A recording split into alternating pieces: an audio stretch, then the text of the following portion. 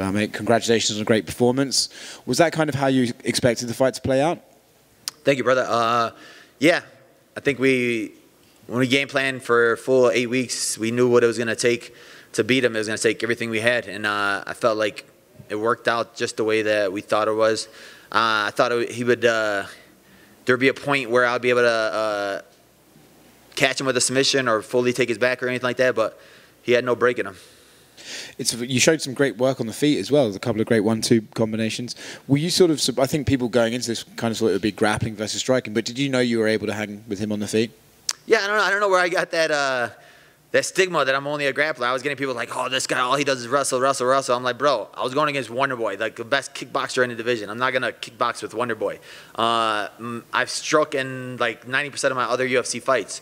I knew that my striking can compete with the best in the division. It was just like, when I have to use it, I'll use it. I leveled up training for a guy like Wonder Boy because, you know, when you're training for a striker like that, you do a lot of striking. So that was going to be my plan B against Wonder Boy. I didn't have to use it. Plan A worked. I think, you know, we spoke about this the other day at Media Day, that the division's been like top heavy, like guys won't take fights and let other people sort of crack that top 3 or 4. Do you think this is the one that gets you up there, gets you those names like Colby Covington, I know you called out? Who's the only one in the division with a better run than I am on? Like, I'm literally fighting Maya, Wonder Boy, Luque. Like, who's Colby fighting? Colby's fighting guys off of 2 losses in a row. Who's Leon fighting? Leon's fighting 55ers.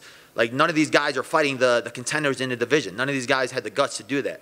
I'm the one that's going through 5-4, 3-2-1. I'm the one that's saying yes to the toughest in the division. Like, Leon may have more wins than me, but he doesn't have the quality of wins that I have.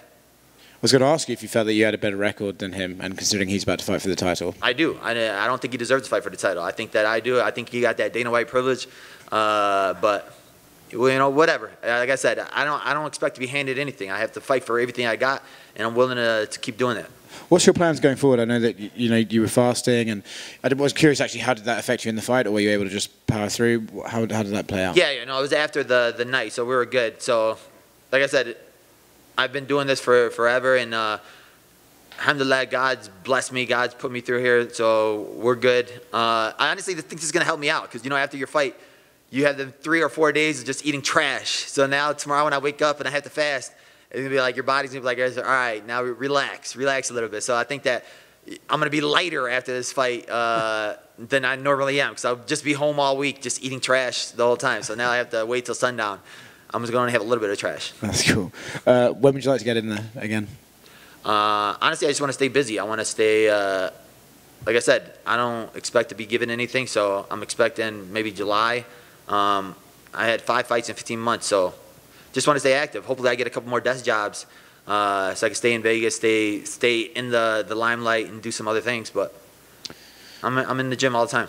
At this point, though, you're sort of reaching that point where you have to wait for the right fight, right? You can't just keep like fighting guys ranked below you or ranked around you. At some point, you're going to have to get one of those bigger names. Is that something you think about, or you just think activity will trump waiting around for the fight?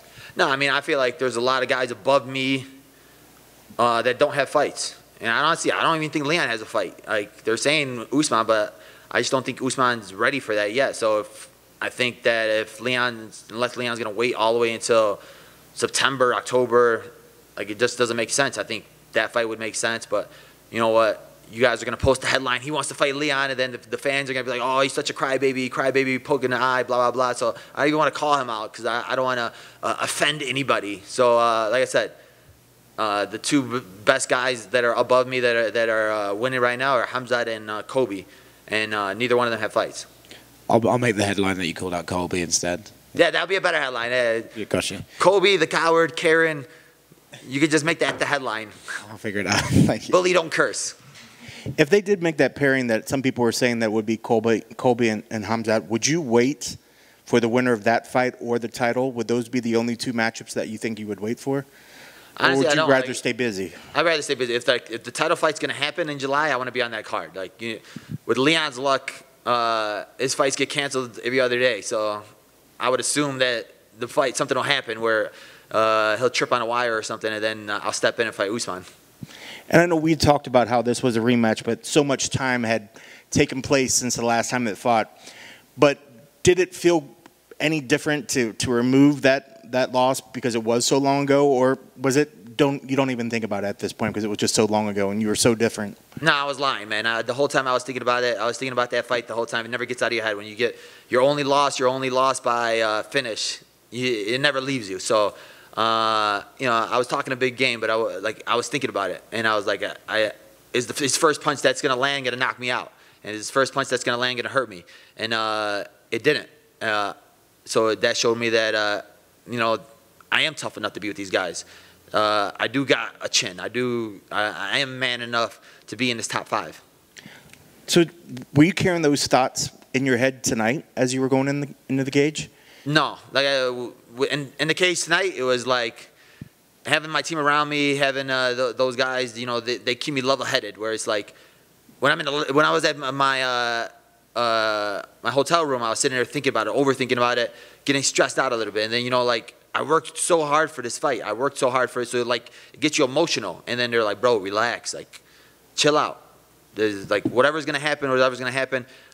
Being religious, like God's plan is bigger than my plan, no matter what. So like I leave it in the hands of God. Like I did everything I could do. I trained as hard as I could. I ran as hard as I could. I dieted the best I could. I did everything. So now it's just like whatever God has in store for me, I know that His plan is bigger than my plan. So at what point in the fight did that sort of settle into? Did you settle down? Was it after you finally took a couple punches, or is it just after, you know, maybe even that first round where you just felt like, okay, we're here, I'm in this, and that you felt like you were starting to push the pace and control it? Yeah, it was after the first round. I had to get through that first round. I was like, let's get through this first round. We didn't make it out of the first round in the first fight. I felt his best punch in that first fight. He didn't feel my best punch in that first fight. Like I didn't show him anything in that first fight. So getting past that first round, it's like, all right, let's go now. And I know you want people to give you more respect on your hands, but you are getting a lot of respect. And Daniel and those guys were giving you a lot of respect for your ground game when you're on top. Do you think you have some of the best top game when you're on the ground? I think I do. I think that a lot of people underestimate me everywhere. They don't think that I'm as strong as I am. I'm not from Dagestan. I don't have cauliflower ears, so they don't expect my grappling to be as good. They don't expect me to be as fast as some of these guys. They don't expect me to be as strong as some of these guys. But when I'm in there and they feel my pressure, they feel my will, my heart, my willpower, I'm above all of them. Did anything sort of surprise you out there from him? Maybe even in the sense that you were so prepared that you were surprised that he wasn't effective in a certain area that you maybe thought he was going to be more effective? Honestly, it was just weird because I got a lot of respect for Henry Hooft. And like I've been to the gym, I trained at the gym before. So like hearing Henry Hooft's corner against me, I was just like, come on, Henry, that's what we're on right now. It was like heartbreaking. But no, like I knew what he was going to bring. Like he brings that forward pressure. He's very good at switching stances.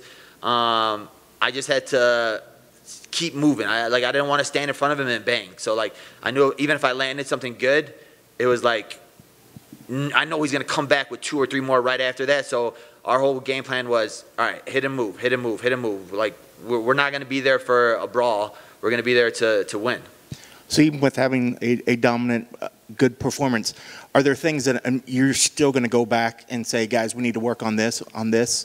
Is there anything that you really think that you need to focus on? Yeah, I mean, it just goes back to, you know, I want that finish. I need that big finish.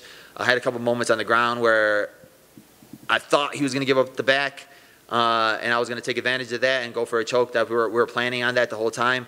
But like little tweaks here and there, I think it's going to come. And, you know, a lot of people give me flack on that, like, oh, he needs to be finishing fights, blah, blah, blah. But it's going to come at the right moment. It's going to come at the right time. Like it's happened with the champions, Kamaru, Khabib, like all them guys. Like they had those times where people were like, oh, these guys don't finish. And then all of a sudden, bam, back-to-back finishes. I think it's going to be the same way.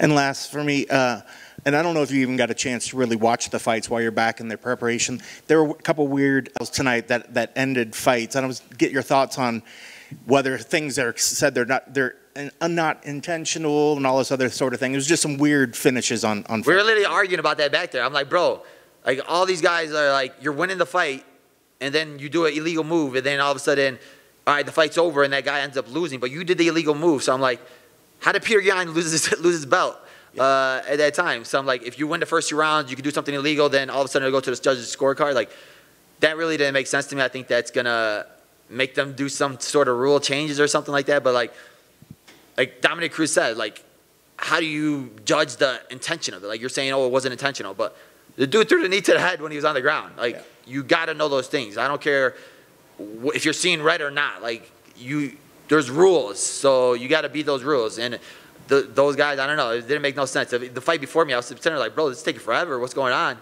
then I saw it. I'm like, that's an illegal knee. How's he still winning? Appreciate the feedback. Congrats on the victory. Thank you, bro.